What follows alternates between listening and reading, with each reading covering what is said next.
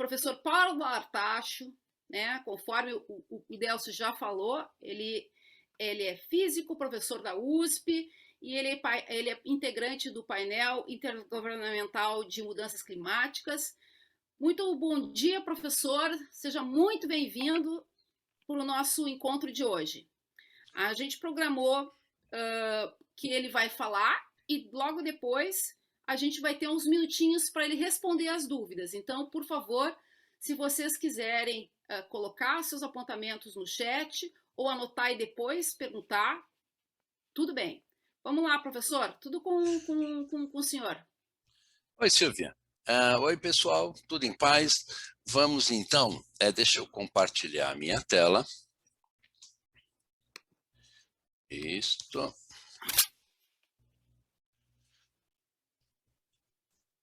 Bom, vamos lá. A tela está compartilhada, está todo mundo vendo? Oi, pessoal, está todo mundo vendo? Tá sim, Paulo. Perfeito. Sim. Tá legal. Então, vamos lá.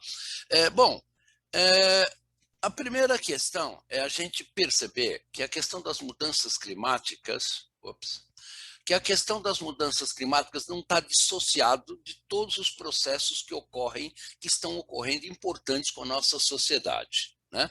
O primeiro deles é a questão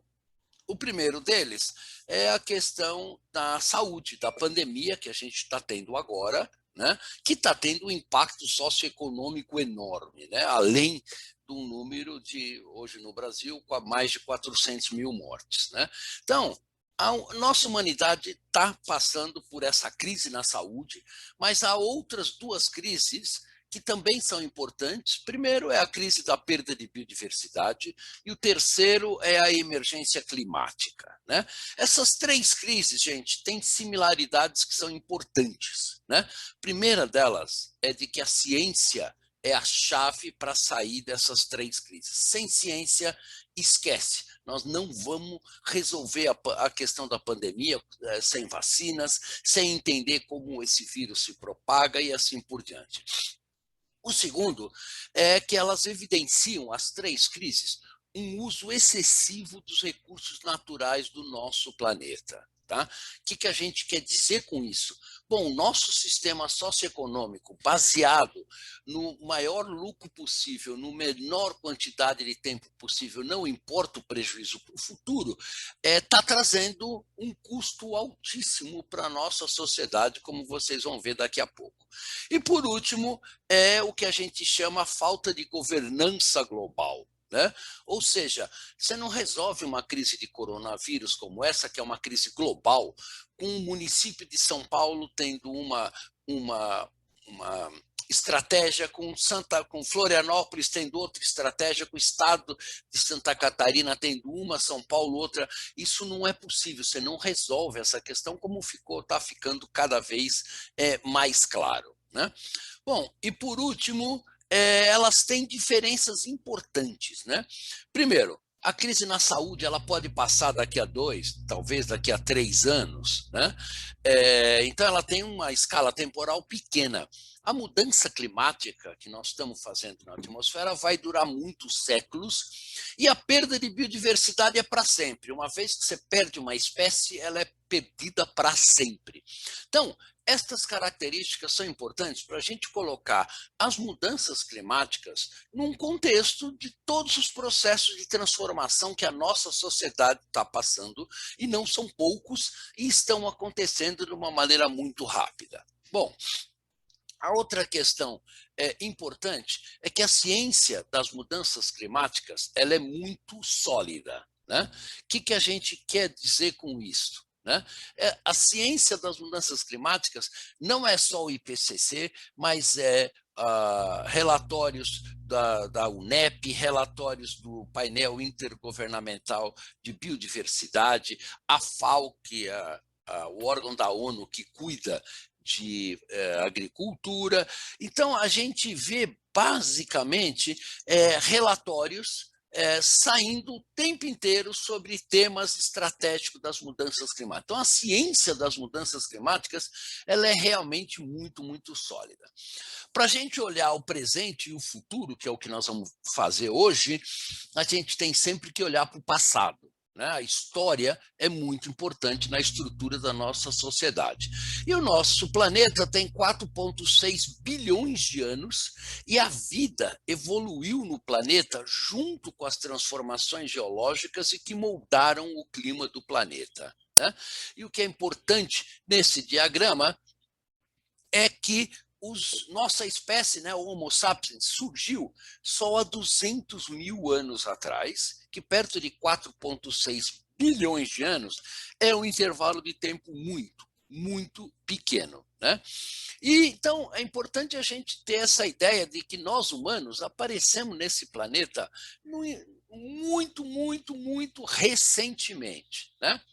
E para vocês terem uma ideia da importância do clima na estrutura da sociedade do nosso planeta, este gráfico mostra 500 milhões de anos de história do clima. O clima já foi muito mais quente, quando, por exemplo, o Sol estava mais próximo da Terra, já foi mais frio e assim por diante. Essas variabilidades são naturais ao longo de 500 milhões de anos.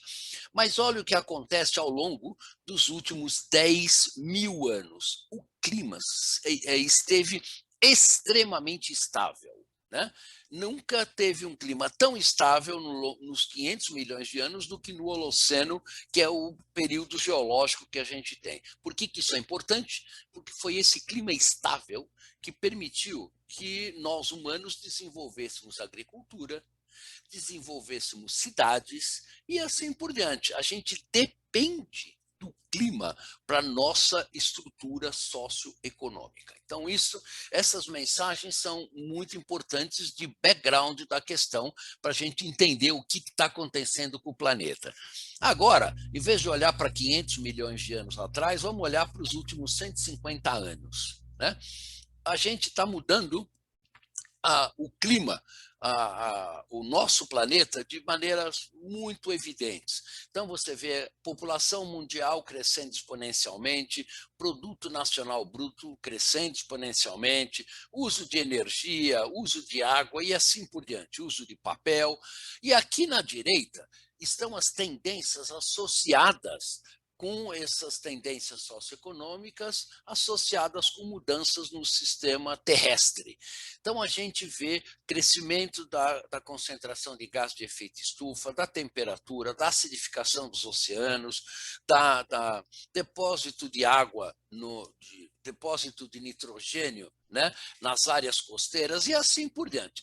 E a função da ciência é colocar quais são os impactos dessas mudanças, tanto as mudanças socioeconômicas quanto as mudanças no sistema terrestre como um todo. Uma das mudanças que eu gosto de enfatizar mais importante é que nós humanos já estamos nos apropriando da maior parte da fotossíntese em muitas partes do nosso planeta. Isso daqui pode ser expresso, por exemplo, aqui como porcentagem da produtividade primária das plantas. Veja o que acontece na Índia, veja o que acontece na Europa, nos Estados Unidos e aqui na região sul do Brasil. Nós já controlamos de 50% a 60% da fotossíntese nessas regiões, primeiro para a agricultura e segundo, isso tem impactos importantes. Um deles é a mudança na quantidade de carbono orgânico do solo. O solo tem duas componentes, uma componente inorgânica, alumínio, silício, titânio, ferro, etc. E a componente orgânica, onde vivem as bactérias que basicamente fixam nutrientes na raiz destas plantas.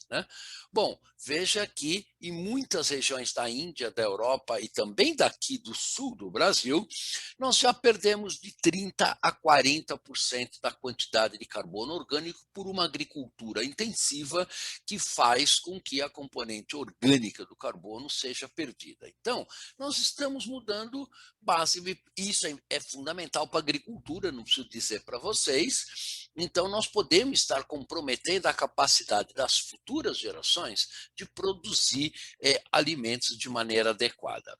Bom, nós temos, não só na Amazônia, mas no mundo como um todo, nós temos, para lidar com essa questão, um conjunto das chamadas áreas protegidas, mas essas áreas protegidas estão sob intensa pressão humana, e não é só na Amazônia que a gente acompanha mais de perto, mas, obviamente, estamos num sistema socioeconômico, né, que realmente não tem um menor interesse, nem consegue fazer planejamento a longo prazo, eu digo 10, 20, 50, 100 anos, como vai ficar mais claro na discussão.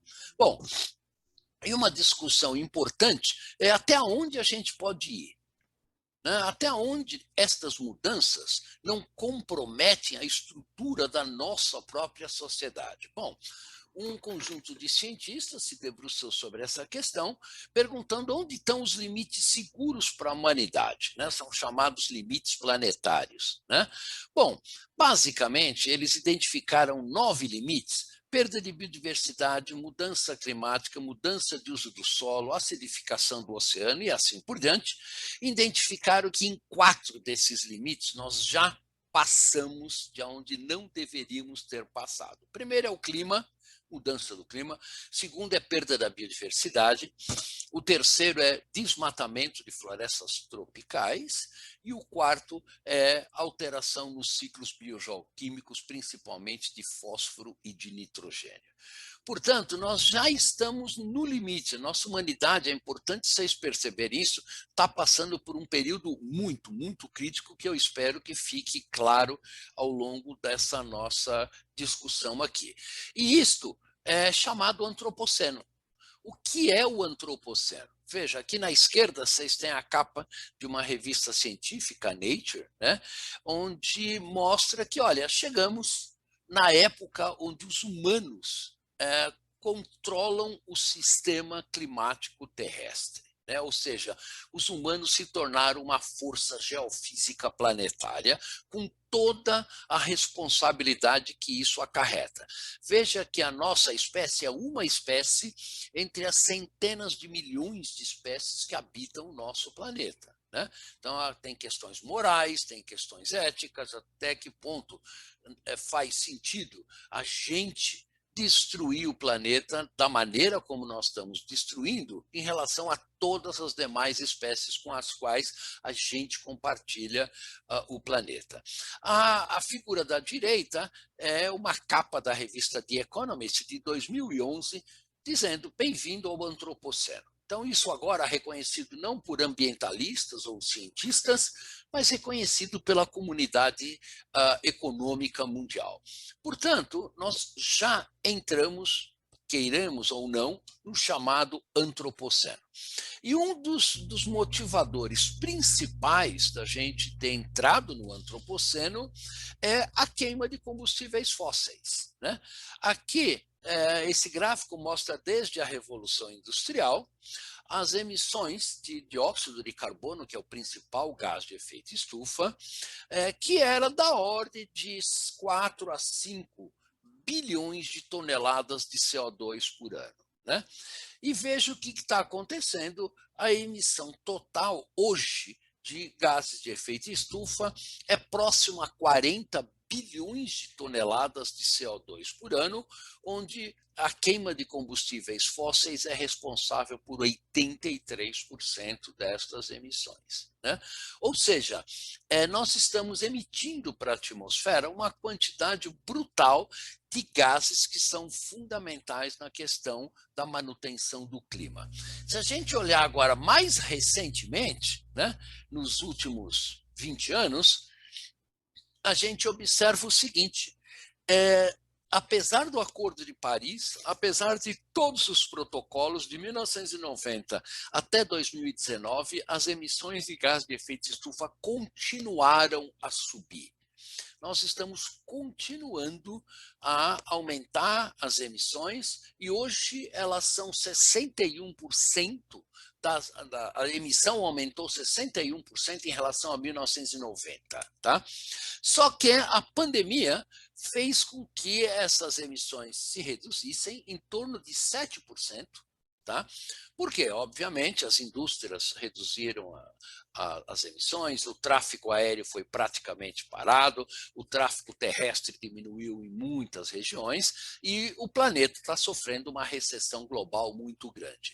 Então, as emissões de gás de efeito de estufa, por causa da pandemia, caíram 7%. E as projeções do IPCC, para a gente limitar o aumento da temperatura em 2 graus centígrados, são de que a gente tem que, basicamente, reduzir as emissões em torno de 5% todo ano de 2020 até 2050 para estabilizar o aumento da temperatura do planeta em 2 graus Celsius.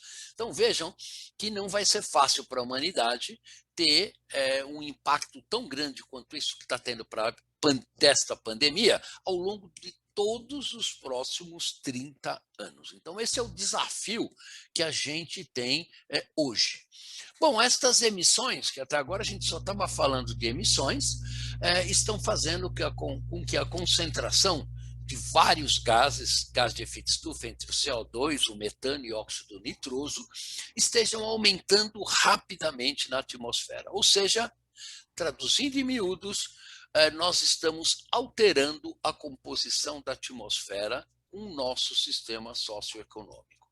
As concentrações de CO2 desde o início da Revolução Industrial já aumentaram 48%, as concentrações de metano 259% e as concentrações de óxido nitroso 123%. Então, esta alteração é muito importante para o clima, como nós vamos ver agora, tá? Bom, a gente pode perguntar como é que a gente sabe se esse aumento da concentração de CO2 é efetivamente devido à queima de combustíveis fósseis, né? Tem várias maneiras para saber isso, né? A ciência desenvolveu muitas técnicas, mas tem uma delas que é muito óbvia, né? Se eu queimo, por exemplo, gasolina no meu carro, eu estou pegando carbono que está enterrado no solo há milhões de anos, e para ele formar CO2 na atmosfera, para cada átomo de carbono eu preciso de 2 átomos de oxigênio. Então, se esse carbono veio da queima de combustíveis fósseis, a concentração de oxigênio tem que estar diminuindo na atmosfera e ela efetivamente está diminuindo a uma taxa do dobro do aumento da concentração de CO2, como é esperado da estequiometria química. Então, este CO2 está vindo majoritariamente da queima de combustíveis fósseis. Bom, e para onde vai esse CO2 que a gente emite para a atmosfera? Né? Em 2020, 83% das emissões de gás de efeito estufa vem da queima de combustíveis fósseis. 17% vem da destruição de florestas tropicais. Quando isso vai para a atmosfera, ela tem 3 processos diferentes. Um deles, a fotossíntese reabsorve 31% desse CO2 emitido para a atmosfera. Os oceanos absorvem 23% desse total, causando a acidificação dos oceanos, né? E 46% fica na atmosfera. É esses 46% que estão aumentando a concentração de gases de efeito estufa, né? Esse filmezinho mostra a distribuição global de dióxido de carbono, cores amarelas e vermelhas são concentrações maiores, e ele mostra um monte de coisa para a gente. Primeiro, a atmosfera é compartilhada por todo mundo do planeta, ponto. Uma molécula de CO2 que sai dos Estados Unidos agora, daqui a uns 4 ou 5 dias ela está passando pela Europa, daqui a uma semana ela está cruzando a Sibéria e em torno de 10 a 12 dias ela volta para os Estados Unidos, como vocês veem nesse filminho. Cada molécula que vocês estão respirando agora no seu nariz foi respirada bilhões de vezes por um chinês, por um indiano, por um animal, por uma planta e assim por diante. tá? Goste você ou não goste, você está respirando um ar que entrou e saiu do pulmão de muita gente, tá? Então a atmosfera é compartilhada por todo mundo. E isto tem implicações importantes nas políticas de controle de emissões. O segundo aspecto importante são os fluxos de energia no nosso planeta, tá? Esse filmezinho da NASA mostra dia, noite, passando pelo nosso planeta. Vejam a importância das regiões tropicais. São as regiões tropicais, como a Amazônia e o Pacífico tropical, que recebem energia do Sol e redistribuem esta energia para o restante do nosso planeta. O último aspecto que eu vou levantar para vocês é a questão do vapor d'água, né? Então, o vapor d'água da atmosfera, eu não estou conseguindo tocar esse filminho, ele também é importante porque a evaporação dos oceanos faz com que haja uma redistribuição desse vapor d'água, o que faz, por exemplo, a produção de alimentos ser viável em qualquer região continental. Bom, nós temos muitas evidências de que as mudanças climáticas estão ocorrendo, eu não vou falar de todas, obviamente. O mais óbvio é o aumento global da temperatura, a redução na quantidade de gelo, né? O aumento do nível do mar, que aí para Florianópolis e Santa Catarina vai ser crítico, né? Acidificação dos oceanos, redução da cobertura de neve e assim por diante, né? O mais óbvio é o aumento global da temperatura, onde já é muito bem documentado e muito claro que a temperatura do planeta está aumentando. Esse gráfico mostra desde 1880 a temperatura média do planeta e ele está em franco aquecimento, como esperado, e estamos hoje com um aquecimento médio da ordem de 1,2 graus Celsius, em média. Agora, essa média não quer dizer muito. Olha esse gráfico, por exemplo, ele mostra ano a ano quanto é a distribuição de temperatura no nosso planeta. Olha que curioso, olha o que acontece a partir de 1980.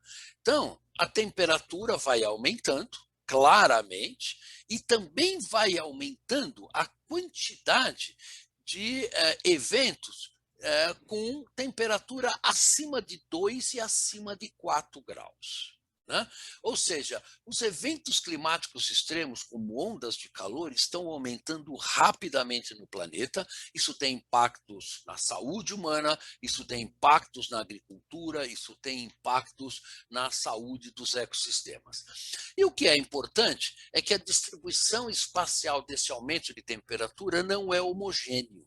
Tá? Ou seja, as áreas continentais, como por exemplo aqui no Brasil, aumento de temperatura muito mais do que a média global. Tá? Então veja, algumas regiões do Nordeste brasileiro já aumentaram em torno de 2,2 a 2,4 graus Celsius. Algumas regiões do Ártico já aumentaram mais do que 3 graus. E durante o inverno no Ártico, muitas regiões já aumentaram mais do que 5 graus Celsius. Então vejam que falar em aumento de temperatura de 1,5 grau e 2 graus é complicado, porque o aumento da temperatura nos continentes já ultrapassou 1,5 grau. Tá? Enquanto a média global é em torno de 1,2, os continentes já aumentaram de temperatura mais do que 1,5 grau. Então, isso tem implicações enormes, como nós vamos ver um pouco mais para frente. Aqui na esquerda estão as séries temporais, um mapa com o aumento da temperatura no Brasil. Veja o que acontece com a bacia do São Francisco. Né? Já aumentou em torno de entre 2 graus a 2,5 graus. Olha o que acontece com a parte leste da Amazônia. Né? E aqui no mapinha da direita é o mapa da anomalia de chuva. Né? Veja que todo o Nordeste já se reduziu significativamente a chuva, né? A bacia do São Francisco em particular, e onde aumenta a chuva está aumentando no sul do Brasil, em particular aí em Santa Catarina, Rio Grande do Sul e Paraná, né? Isso acontece porque uma molécula de vapor d'água que iria cair lá no Nordeste brasileiro tem que cair em algum outro lugar do planeta, ela não fica na atmosfera para sempre. E isso está alterando os padrões de chuva de uma maneira muito clara, muito forte e muito significativa. Outra mudança importante são nos oceanos, né? Como os oceanos estão em contato térmico com a atmosfera, se a atmosfera está se aquecendo, os oceanos também estão se aquecendo. Esse mapa mostra a tendência na temperatura dos oceanos e os oceanos têm uma propriedade de que, como todos os metais, a água ela se dilata com o aumento da temperatura.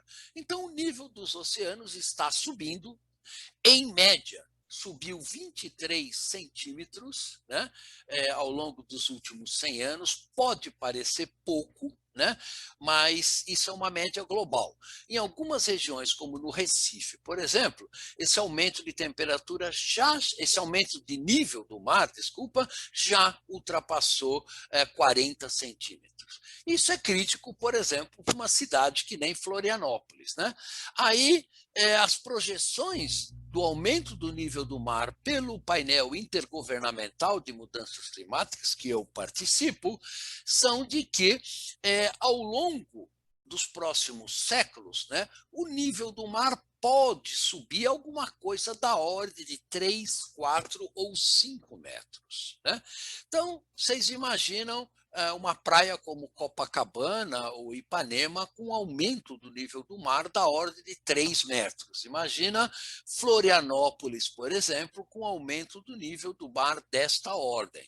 Então, isso tem um potencial de mudar muito o planeta. E a National Geographic fez uma simulação sobre o aumento do nível do mar. E veja que curioso, usando mapas de topografia do United States Geological Survey, mostrando que, por exemplo, com o derretimento das geleiras continentais e da Groenlândia, mas não da Antártica, Assunção do Paraguai vai ter praia. Né? Manaus pode vir a ficar debaixo d'água. Né? Obviamente, Florianópolis, Rio de Janeiro, Buenos Aires, Montevidéu pode vir a ficar debaixo da água. Né? E o que é importante é o seguinte, uma vez que esse processo de derretimento começa, é impossível, não há meio físico conhecido de parar o derretimento das geleiras sem parar completamente o aumento da temperatura. Então, isso tem um impacto de mudança da geografia do nosso planeta, que é isso que nós estamos fazendo nesse exato momento, e eu acho que não caiu a ficha de toda a população dos riscos que nós estamos correndo. Bom, então, no Antropoceno, é importante a gente perceber que os oceanos estão sofrendo transformações inéditas em muitos milhões de anos. Eles estão 1 grau mais quente, eles estão se tornando 26% mais ácidos, né, por causa da absorção do CO2, e eles têm hoje 2% a menos de oxigênio dissolvido do que eles tinham há alguns anos atrás. Né? E isso não é nenhuma novidade científica, né? Um físico sueco, Svante Arrhenius, em 1896, né, mais de 100 anos, já publicou trabalhos mostrando que se a gente dobrasse a concentração de dióxido de carbono, a temperatura do planeta poderia aumentar em 5 graus Celsius. Né? Então vejam que ele já previa isso há mais de 100 anos atrás. Então, para a ciência, isso hoje é mais do que resolvido. Existem milhões de trabalhos feitos por cientistas muito diferentes em várias áreas, mostrando isso claramente. Né? E é importante a gente perceber o que é que, no fundo, cientificamente, nós estamos mudando. Nós estamos mudando como o nosso planeta processa energia. Tá? Então, aqui na esquerda, toda a vida no planeta depende de 340,2 watts por metro ao quadrado que a gente recebe do Sol todo santo dia, tá? Em média, né? Regiões tropicais recebem mais, regiões árticas recebem menos, né? Essa energia do Sol é parte refletida pela superfície, pela atmosfera, parte absorvida pela superfície, e com isso nós emitimos radiação infravermelha, que é calor, que vai para a atmosfera, que vai para o espaço sideral. Nós estamos aumentando a taxa de realimentação do efeito estufa natural do nosso planeta, aumentando a concentração desses gases na atmosfera. Tá? E o IPCC bolou uma métrica que se chama forçante radiativa, tá? Para poder quantificar e comparar os diferentes efeitos que a gente tem. Então, por exemplo, o aumento da concentração de CO2 adicionou 1,68 watts por metro ao quadrado, 1,68 watts por metro ao quadrado de radiação.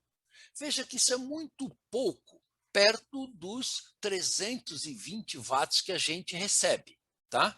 E veja que o total de todas as forçantes radiativas corresponde a 2 watts por metro ao quadrado. Isso é só para a gente ver. 2 é uma fração relativamente pequena de 320. Então, quanto que o sistema climático é sensível à mudança no fluxo de radiação. E o futuro? O que nos reserva o futuro? Né? Bom, primeiro, veja que aqui, para saber como é que vai ser a temperatura do futuro, você precisa de um cenário de emissões e de um modelo climático físico que roda em supercomputadores. Né? O que a gente observa é que no futuro, por exemplo, você pega uma região que nem o Brasil, ele pode vir a se aquecer 4,5 graus a 5 graus, de acordo com essa previsão do IPCC. Né? A região ártica pode se aquecer em torno de 7,5 graus a 8 graus. Então, nós podemos esperar mudanças muito profundas em todo o nosso planeta, com aumento de temperatura desta ordem. Né? No caso do Brasil, previsões do INPE, independente das previsões do IPCC, mostram que o Brasil central, por exemplo, Mato Grosso, Goiás e uma parte do Pantanal, pode aumentar de temperatura alguma coisa da ordem de 5 a 6 graus, e também a parte leste da Amazônia. Então, veja, um aumento de 5 a 6 graus, vocês imaginam Cuiabá, onde nós temos temperaturas já da ordem de 41, 42 graus no verão, quando essa temperatura chegar em 48, 49 graus. Então, são impactos muito importantes na estrutura socioeconômica. Aqui na direita é o aumento da chuva. Então, veja Santa Catarina, por exemplo, né? A previsão é um aumento significativo de chuvas no sul do Brasil. Isso tem impactos, por exemplo, na agricultura. Nem todas as culturas são adaptadas com um aumento ou com diminuição da precipitação. Então, isso vai ter impactos socioeconômicos importantes. Né? Por exemplo, estava falando da agricultura, este gráfico aqui mostra a mudança na umidade do solo. Né? Olha o mapa do Brasil aqui. Né? Nós podemos ter menos 8% a menos 10% na umidade do solo no Brasil central, onde hoje a gente tem o agronegócio bem estabelecido e ele, obviamente, a produtividade agrícola é muito sensível à precipitação. E olha o que acontece, por exemplo, aqui no sul do Brasil, com um aumento muito grande da quantidade de umidade do solo. Então, são alterações profundas na estrutura socioeconômica da gente e parte deste processo já está acontecendo. Esse é um trabalho de pesquisadores do INPE, mostrando que as zonas áridas já estão evoluindo muito significativamente no Nordeste brasileiro. Isso não é projeção do futuro, isso já está acontecendo hoje.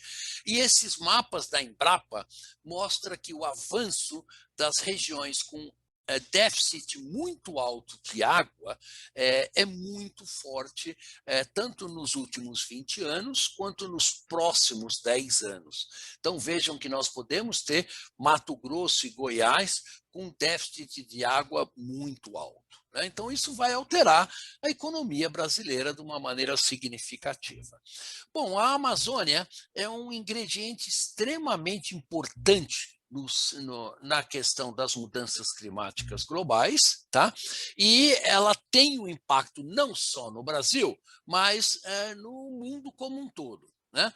Se a gente olhar a evolução do desmatamento da Amazônia, que tanto se fala hoje, ele é um fenômeno muito recente. Né? Há 40 anos atrás, menos de 0,5% da Amazônia estava desmatada. Né? Em 1988, a gente observou 5% de desmatamento e em 2020 nós já desmatamos cerca de 19% da floresta. Então, é um fenômeno muito recente. E o fenômeno e o desmatamento da Amazônia pode ser reduzido rapidamente. Na verdade, não existe nenhuma maneira mais fácil, rápida e barata de reduzir emissões do que reduzir o desmatamento. E o Brasil já fez isso, reduzindo o desmatamento de 28 mil quilômetros quadrados para 4 mil quilômetros quadrados, através de políticas de preservação da Amazônia. Mas, infelizmente, ao longo dos últimos anos, esse desmatamento está aumentando significativamente e sistematicamente. Hoje, já no ano passado, desmatamos 10.500 quilômetros da floresta amazônica. Né? Esse desmatamento tem um impacto muito forte. Por exemplo, aqui algumas imagens de satélite mostrando aonde a fumaça desse desmatamento impacta, e vocês veem que elas têm dimensões absolutamente continentais. Né? Esse filmezinho mostra a concentração de monóxido de carbono de queimadas da Amazônia, mostrando que elas passam os Andes, vão para o Pacífico e também vêm aqui para o sul do Brasil, como vocês estão vendo aqui nesse slide. Então, o impacto das queimadas da Amazônia ocorre em toda a América do Sul. Mas o mais importante da Amazônia é que ela é crítica para o transporte de vapor d'água. É a Amazônia que alimenta chuva e umidade no Brasil central, processando o vapor d'água que vem do Atlântico tropical. Ele é processado na Amazônia e sai aqui por baixo. Né? E esse ciclo hidrológico está sendo modificado. Ele está sendo intensificado na parte leste da Amazônia de uma maneira muito clara ao longo dos últimos 20 anos, e o comprimento da estação seca na Amazônia, que está associado com mais desmatamento e mais queimadas, está aumentando. Então, está aumentando em torno de 6 dias para cada década. Então, a estação seca já aumentou nos últimos 30 anos, alguma coisa da ordem de meio mês. Né? Então, isso realimenta positivamente as queimadas. Né? E também estamos observando na Amazônia o aumento dos eventos climáticos extremos. Né? Então, é muito claro hoje que as cheias estão se intensificando, como a que nós estamos observando agora em 2021. As secas também estão se tornando cada vez mais importantes, e isso é uma coisa que a floresta, que está acostumada com um clima muito constante, não gosta muito desses extremos climáticos. Né? Esse filmezinho mostra quanto de carbono as florestas do mundo todo trocam com a atmosfera. Veja o que acontece com a floresta boreal durante a primavera, o verão, e agora vem o inverno. Né? E veja o que acontece com a Amazônia e as florestas tropicais da África. Elas são reservatórios permanentes de carbono. E a Amazônia contém alguma coisa da ordem de 100 a 150 bilhões de toneladas de carbono, que corresponde a 10 anos de toda a queima de combustíveis fósseis. Então, veja que a Amazônia tem uma quantidade de carbono brutal. E, obviamente, se a gente jogar esse carbono para a atmosfera, isto vai intensificar o efeito estufa. Este gráfico mostra a produtividade primária, né, a fotossíntese dos demais continentes. Vejam que a África e o Brasil mantêm esta quantidade de carbono constante, enquanto que Canadá e Rússia, as florestas boreais, este carbono fica circulando entre a atmosfera e o ecossistema. Então, a gente tem que preservar esse reservatório permanente de carbono. E uma das perguntas importantes é quanto de biomassa nós temos na Amazônia, né? Então, veja que isso é monitorado por uma quantidade enorme de satélites que constantemente, né, estão acima das nossas cabeças, né? Aqui são alguns dos satélites da NASA e da Comunidade Europeia, e também a gente voa instrumentos em aviões, como esses sliders, por exemplo, medindo a quantidade de biomassa que nós temos na nossa floresta, monitorando essa quantidade e tomando cuidado para saber o quanto desse carbono está migrando para a atmosfera, porque isso é crítico para as mudanças climáticas globais, né?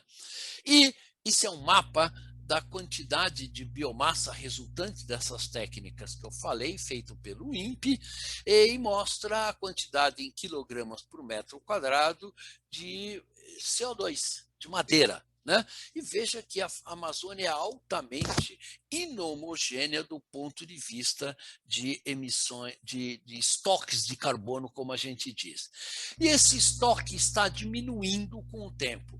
Este estudo mostra desde 1985 até agora que a Amazônia está perdendo carbono para a atmosfera, principalmente por causa da mortalidade das árvores, causado principalmente pelo aumento dos eventos climáticos extremos.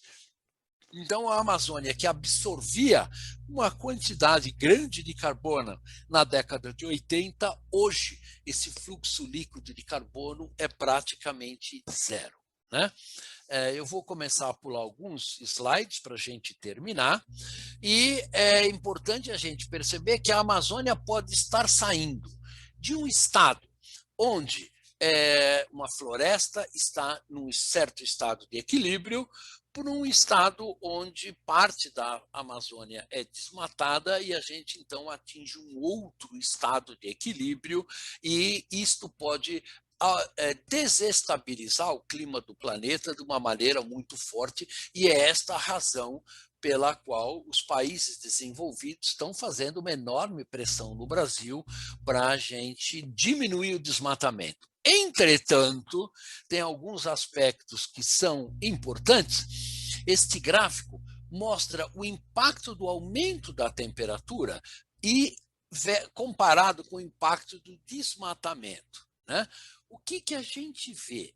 O que a gente vê é que mesmo se o Brasil parar o desmatamento hoje, se a gente permitir que os países desenvolvidos continuem a queimar dióxido de carbono a uma taxa de 40 bilhões de toneladas por ano, e a gente deixar a temperatura do planeta aumentar em média 3 a 4 graus, isso significa na Amazônia um aumento de 4 a 5 graus, isso significa que a Amazônia não vai ter condições de sobreviver e a floresta será destruída não pelo desmatamento, mas pela emissão de gás de efeito estufa dos países desenvolvidos. Então, isso é uma questão importante que nós vamos ter que achar alguma equação de equilíbrio nesta questão. Bom, é importante a gente saber que existem vários tipping points do sistema climático terrestre, como a gente chama, são pontos de não retorno, onde a perda da floresta amazônica é destas questões que pode basicamente desestabilizar o clima do planeta como um todo. O outro é o derretimento do permafrost no Ártico, onde pode levar a emissões de metano extremamente importantes para a atmosfera, e o metano é um gás muito importante porque ele é 21 vezes mais forte para fazer efeito estufa do que o dióxido de carbono. E o derretimento das regiões congeladas do Ártico está fazendo grandes emissões de metano para a atmosfera. Bom, outros impactos das mudanças climáticas é o aumento dos eventos climáticos extremos, ondas de calor, ondas de frio, muita chuva concentrada num pequeno espaço de tempo. E isso já está ocorrendo desde a década de 80. E isso está associado com a maior quantidade de energia na atmosfera, né? Uma outra preocupação importante é o impacto que esse clima mais quente tem na produção de alimentos, porque nós vamos ter que alimentar 10 bilhões de pessoas em 2050. E um aumento de temperatura de 3 graus Celsius pode fazer com que, olha o que acontece com a produtividade agrícola do Brasil, né? Uma queda da ordem de 20% a 30% na maior parte do território brasileiro, né? Bom, indo agora para a gente terminando, há soluções? Ponto. Não há a menor dúvida. A gente pode sair dessa? Sim, nós podemos. Mas para isso, a gente vai precisar de fazer um uso muito mais eficiente da energia. Nós vamos ter que implementar economias neutras em emissões de carbono, nós vamos ter que aumentar as absorções de carbono pelas florestas, por exemplo, e principalmente ter mudanças de estilo de vida e mudanças comportamentais, né? E o IPCC, foi perguntado para o IPCC o que a gente tem que fazer para limitar o aquecimento acima de 2 graus ou 1,5 grau. Bom, o IPCC diz, olha, a partir de 2020, você tem que começar a reduzir as emissões, né? Alguma coisa de 3% a 7% ao ano, né? Dependendo do cenário, até a partir de 2050, absorver CO2 da atmosfera. Do ponto de vista de emissão de metano, a gente tem que reduzir 70% das emissões de metano, e veja que produção de gado, né, é um dos maiores fontes globais de metano, e, portanto, essa história da gente comer carne à vontade, como a gente faz hoje, provavelmente vai ser uma coisa do passado daqui a algumas décadas. Bom, e durante o curso de vocês vai ser discutido muito a INDC brasileira, né? Ela tem reduções de emissões de gases de efeito estufa da ordem de 37% em 2025, comparado com 2005, né? Veja, 2025 é daqui a 4 anos, e 43% de redução em 2030. E, além disso, a INDC brasileira diz que nós vamos reduzir o desmatamento ilegal a zero até 2030 e reflorestar 12 milhões de hectares de floresta daqui a 9 anos. Então, veja que são metas que nós precisamos, são metas que é possível de serem atingidas, mas a gente precisa de governança, precisamos de governos que realmente vão nesta direção de redução de emissões, de sustentabilidade da economia brasileira. E a produção de alimentos é uma coisa que preocupa os cientistas bastante. Aqui mostra que no Brasil 75% das nossas emissões estão associados com o agronegócio, incluindo a alteração do uso do solo da Amazônia, e isso é verdade para uma quantidade grande de países onde a agricultura, a produção de alimentos é responsável por emissões significativas, e a grande questão é como é que a humanidade vai tratar desta questão. Eu vou pular alguns slides, esse slide é importante. No Acordo de Paris, se todos os países cumprirem os seus compromissos, Estados Unidos, Brasil, União Europeia, né, a temperatura do planeta ainda se aquece em 3,2 graus centígrados. Então, vejam que o Acordo de Paris não é uma solução definitiva para a questão das mudanças climáticas globais. E aí a gente pode fazer uma continha simples, né? Levando em conta que todos os países cumpram as suas metas do Acordo de Paris e a gente tenha 3,2 graus de aquecimento médio no planeta. Isso significa que em áreas continentais, como em Santa Catarina ou como na Amazônia, esse aumento médio é da ordem de 4,2 graus Celsius. Se a gente reduz a concentração de aerossóis que resfriam o clima, reduzindo a poluição do ar em áreas urbanas, isso causa um aquecimento de 0,7 graus Celsius, chegando em 4,9 de aquecimento nas áreas continentais. Se a gente levar em conta que em 2050, 80% da população vai viver em áreas urbanas e, portanto, nós vamos ter a intensificação da ilha de calor urbana, que vai aumentar 1 grau Celsius aonde a população vive, em cidades, por exemplo, em Florianópolis, isso significa que a gente está indo numa trajetória de aquecimento de 5,9 graus Celsius, aonde vive a população que é em cidades. Então, vejam que mesmo que todos cumpram o Acordo de Paris, o impacto no planeta e na população vai ser muito grande.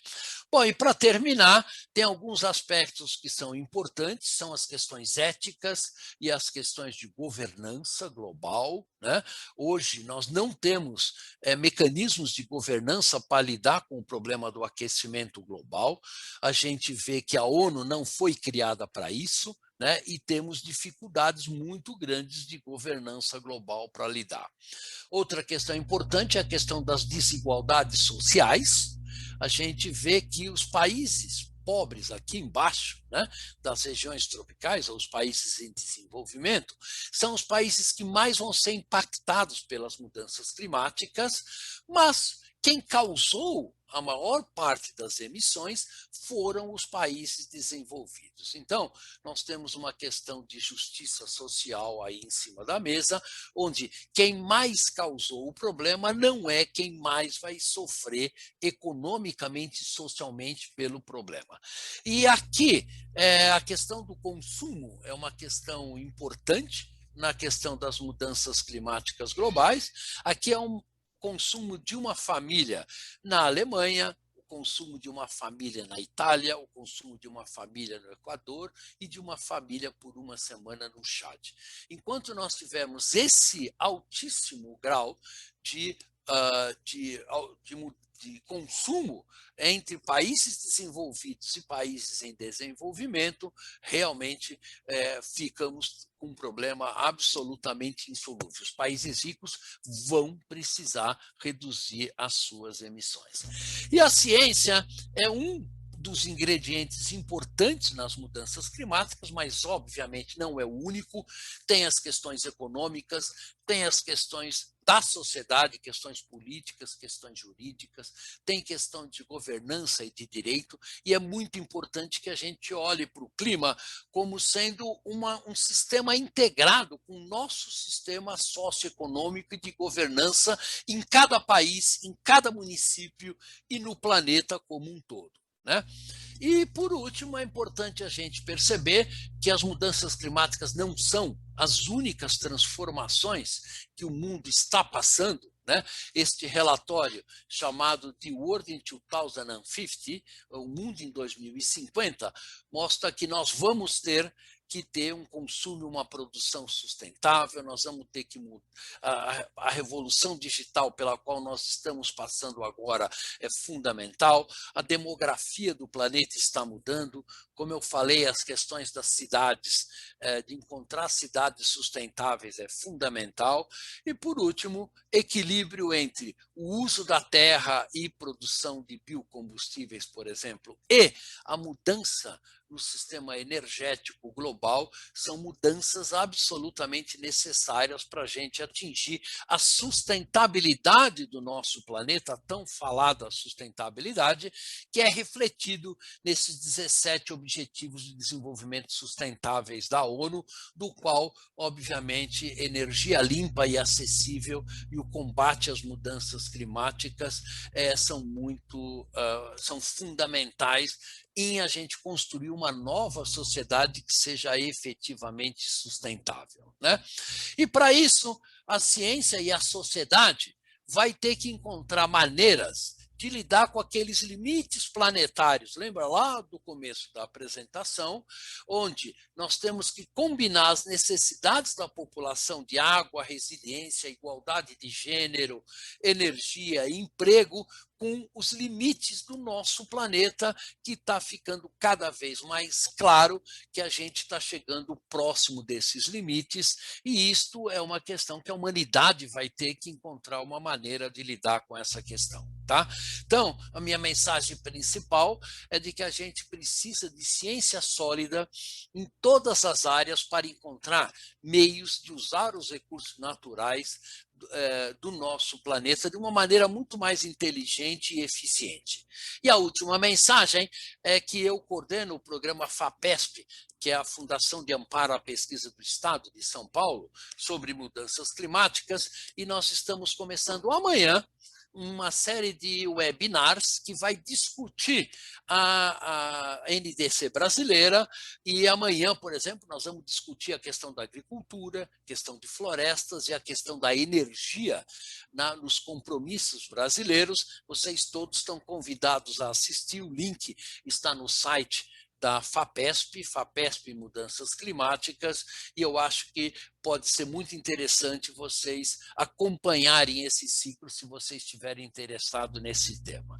Então, eu agradeço a atenção de vocês e me desculpa se eu passei um pouquinho do tempo. Obrigado pela atenção, gente.